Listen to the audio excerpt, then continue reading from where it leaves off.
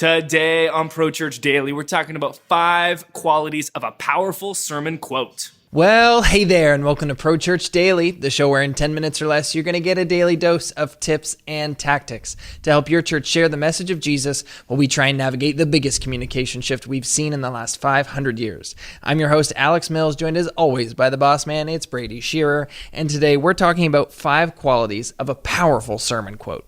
Something I've noticed on social media is that sermon quotes, one-liners, seem to perform disproportionately well compared to other content. Oh, yeah.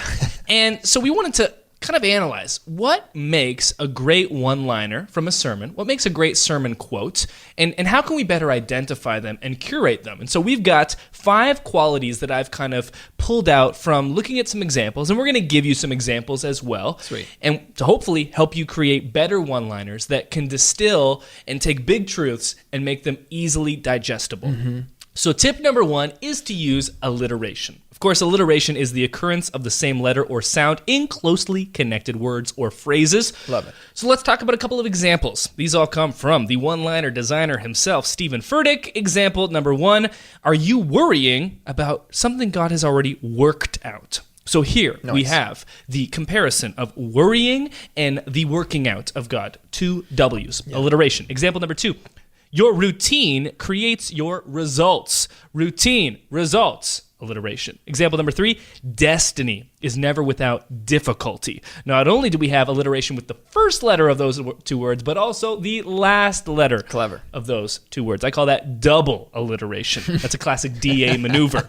So, alliteration is one great way to identify a good potential sermon quote. Yeah. Why? Well, because it makes it more memorable. Absolutely. Something that's easy to remember is a good sermon quote. Yeah. Tip number 2 is to pair your sermon quote with scripture. One reason that you might want to do this is to boost your credibility and to cite your source. Yeah. So this is also just a way to shield yourself from any criticism, right? You create this one-liner and you say, destiny is never without difficulty. And then someone goes to you and goes, yeah, where does the Bible say that? And you go, well, if you ask, I'll give you an answer. Philippians 1:14. And because of my chains, most of the brothers and sisters have become confident in the Lord and dare all the more to proclaim the gospel without fear. AKA, destiny is never without difficulty.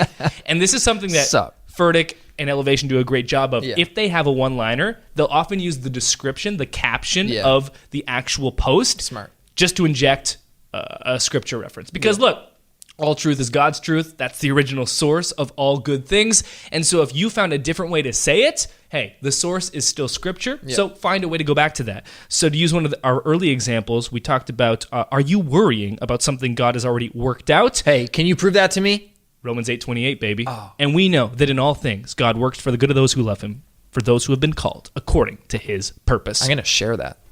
That's what one-liners are for. Yeah. Tip number 3, keep it emotional. There's that classic Ben Shapiro line. Facts don't care about your feelings. On the contrary, when it comes to one-liners, feelings over facts. Yes. And this is something that I don't necessarily resonate with. If every sermon quote was data that proves something about the world, I'd be like, retweet. Can verify. Sociopathic, share. But for most people, feelings trump facts. Yes. So you want to keep your sermon quotes especially emotional if you want them to be shareable and if you want them to resonate. So to go back to a couple of our examples, are you worrying about something God has already worked out? And we use Romans 8:28 as the source for that one-liner. Romans 8:28 is one of the most popular scriptures of all time. And the reason for that is because it talks about one of the core emotions of the human experience. Absolutely. It talks about worry. It talks about, God working things all together because there's uncertainty for the future, but God's got us. Feeling. Example number 2, destiny is never without difficulty. Life is hard. That is emotional. Tip number 4, brevity. The best quotes take the complex and they make it simple. And this is why your sermons can almost certainly be full of one-liners, because when we're thinking about the type of subject matter that we're tackling within our messages and sermons, we're talking about existential matters of the heart, eternity, hope, purpose, destiny. These things are complex. They are difficult to tackle and to consider. So if you can take a complex idea and distill it down to a 5, 6, 7 word one-liner, it's so much easier to keep that with you and to feel like, wow, that really resonated because it just showed it to me in a new way. Right. A lot of the times we'll read the Bible and we'll read it in a new way, or we'll see a commentary that explains it in a new way. And we're like, oh, I had already heard that before, but now I feel like I actually get it. One-liners can create that same type of epiphany moment. Right. And when you quantify such a complex idea into, like you said, 5, 6, 7 words and make it more simple, that simplicity is going to lend itself towards that, existential truth becoming more memorable. Exactly. And that is the final tip. Sermon quotes that resonate with people are memorable. Memory equals retention equals transformation. Yeah. If you can remember something and you can retain it, not just in the moment, but long term, then you're actually able to implement it, take action, and that leads to transformation. So an example of that would be your routine creates your results. If this is something that you can remember, the next time you feel compelled to just disassociate from your routine, to go in a different direction, you can remember, hey, if I want to achieve what I truly care about, it all starts with my routine. So I'm going to stick with that because routine equals results. And the truth behind that is, of course, that, everything that we do in life is based on our habits. There's that classic saying, you are the summation of the 5 people closest to you. And that's true of everything. You go to work the same road every single day, and you work at the same job every day, and you do the same tasks every day, and you see the same people every day. These are the type of habitual experiences that are forming your identity and who you are. Your routine equals your results. So it's this complex idea.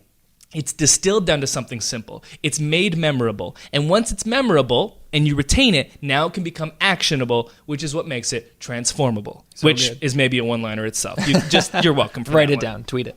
That'll do it for this episode of Pro Church Daily. We wanted to give you your featured resource, though, for this episode. We're talking about sermon quotes. We're talking about one-liners. We've got 5 Photoshop templates that are downloadable, made specifically for churches to actually use for your sermon quotes. Right. So you can post to social media. What's really cool about these is that they're especially tall in the design composition. So you can use them for Instagram stories, or if you want to crop them down for Instagram, you can do that. If you want to crop them down even further for Facebook, you can do that. Awesome. They are completely resizable, and they are downloadable for free in the Essential Sermon Engine Bundle, which is linked in the show notes for this episode of Pro Church Daily. It's free, so go download those. Create your own one-liners.